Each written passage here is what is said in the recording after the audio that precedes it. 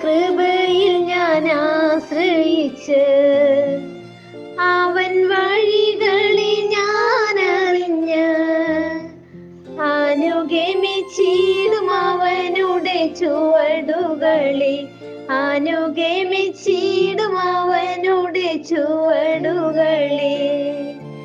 ഇഹലോകമോ. Praise the Lord. Hallelujah.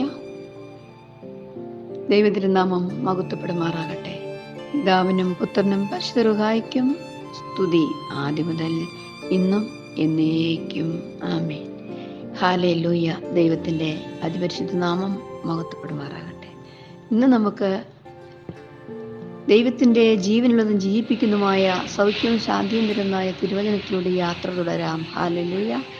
അതിനായി 1 തീമോഥെയോസ് 2-ാം അധ്യായം 1-ാം തിരുവചനത്തിൽ കൂടി നമുക്ക് യാത്ര തുടരാം. അവിടെ ഇങ്ങനെയാണ് നമുക്ക് കാണുന്നത്: എന്നാൽ സകല മനുഷ്യർക്കും നാം സർവഭക്തിയോടും ഘനത്തോടും കൂടെ സാവധാനവും സ്വസ്ഥതയുമുള്ള ജീവനം കഴിക്കേണ്ടതിന്, വിശേഷാൽ രാജാക്കന്മാർക്കും സകല അധികാരസ്ഥന്മാർക്കും വേണ്ടി യാചനയും പ്രാർത്ഥനയും പക്ഷപാതവും സ്തോത്രവും ചെയ്യണം എന്ന് ഞാൻ സകലത്തിനു മുൻപേ പ്രബോധിപ്പിക്കുന്നു. അത് നമ്മുടെ രക്ഷിതാവായ ദൈവത്തിൽ സന്നിധിയിൽ നല്ലതും പ്രസാദകരമാകുന്നു. അവൻ സകല മനുഷ്യരും രക്ഷ പ്രാപിപ്പാൻ സകലത്തിനും പരിജ്ഞാനത്തിൽ എത്തുവാനും ഇച്ഛിക്കുന്നു. ദൈവം ഒരുവനല്ലോ, ദൈവത്തിനും മനുഷ്യർക്കും മധ്യസ്ഥനും ഒരുവൻ, എല്ലാവർക്കും വേണ്ടി മറുവിലയായി തന്നെത്തൻ കൊടുത്ത മനുഷ്യനായി ക്രിസ്തു യേശുവിനെ തന്നെ തക്ക സമയത്ത് അറിയേണ്ടതിന് ഈ സാക്ഷ്യത്തിനായി ഞാൻ പ്രസംഗിക്കുകയും അപ്പോസ്തലനുമായി ബോഷ്കല്ല, പരമാർത്ഥം തന്നെ പറയുന്നു. ജാതികളെ വിശ്വാസവും സത്യവും ഉപദേശിപ്പാൻ നിയമിക്കപ്പെട്ടിരിക്കുന്നു എന്ന് പൗലോസ്ലീഹ അവിടുന്ന് നമ്മെ പഠിപ്പിക്കുകയാണ്. അവിടുന്ന് പറയുന്നു, തീമോഥെയോസിനോട് പറഞ്ഞ കാര്യങ്ങളൊക്കെയാണ് നാം അവിടെ വർണ്ണിക്കുന്നത്, നമുക്കവിടെ കാണാനായിട്ട് കഴിയുന്നത്. എന്തിനാണ് ഇന്ന് ഈ യാത്ര നാം തുടരുന്നത്?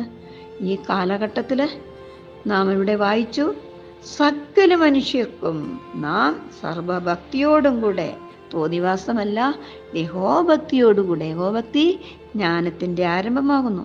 യഹോഭക്തി സമ്പത്ത് വർദ്ധിപ്പിക്കുന്നു. യഹോഭക്തി ആയുസ്സിനെ ദീർഘമാക്കുന്നു. യഹോഭക്തി സമാധാന ശാന്തി നിറയ്ക്കുന്നു. യഹോഭക്തി ദോഷം വിട്ടകലുന്നു.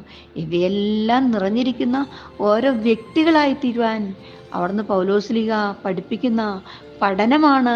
നാം പഠിക്കുകയും അതറിയുകയും അനുഭവിക്കുകയും ചെയ്യുമ്പോൾ നമുക്കവിടെ കാണാവുന്നു. അതെ, ഭക്തിയോടും ഘനത്തോടും സാവധാനയും സ്വസ്ഥതയുമുള്ള ജീവനം കഴിക്കേണ്ടതിന്, വിശേഷാൽ രാജാക്കന്മാർക്കും സകല അധികാരസ്ഥർക്കും വേണ്ടി എന്തെല്ലാം വേണം? യാചനയും പ്രാർത്ഥനയും പക്ഷപാതവും സ്തോത്രവും ചെയ്യണം. കേട്ടോ, നാം ഇന്ന് ഭരണകർത്താക്കൾക്ക് വേണ്ടി, ഭവനങ്ങൾക്ക് വേണ്ടി, മേലധികാരികൾക്ക് വേണ്ടി, അതെ, ഏതെല്ലാം നേതൃത്വത്തിൽ ഇരിക്കുന്നുവോ അവർക്ക് വേണ്ടി എന്ത് ചെയ്യണം?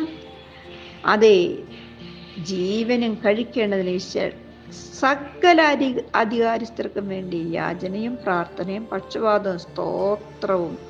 അവർക്ക് സമയമില്ല. അപ്പം നമുക്ക് അവർക്ക് വേണ്ടി, ദൈവത്തിൻ്റെ മക്കൾ അവർക്ക് വേണ്ടി സ്തോത്രം പറയാൻ, യാചന, കർത്താവേ കരുണ തോന്നണമേ എന്ന് ചോദിക്കാൻ, യാചിക്കാൻ, പക്ഷപാതം, ഇടിവിൽ നിന്ന് കരയുകയാണ്. ദേശത്തിൻ്റെ ഇടിവിൽ നിന്ന് നാം കരയുകയാണ്.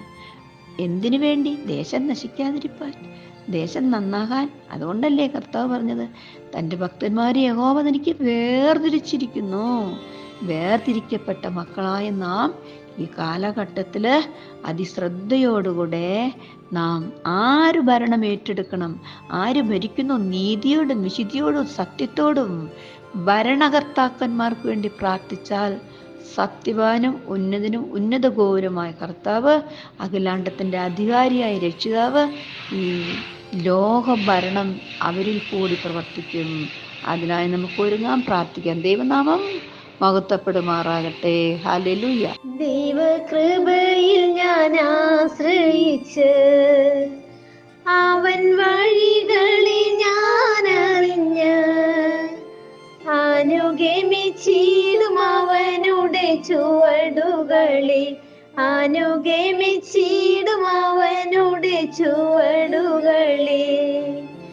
ഇഹലോകമോ തരികിൽ ഒരു സുഖവും മനഃശാന്തിയതും എന്റെ യേശുവിൻ്റെ തിരുസന്നിധിയിൽ എന്നും ആനന്ദമുണ്ടെനിക്ക്. എന്റെ യേശുവിൻ്റെ തിരുസന്നിധിയിൽ എന്നും ആനന്ദമുണ്ടെനിക്ക്.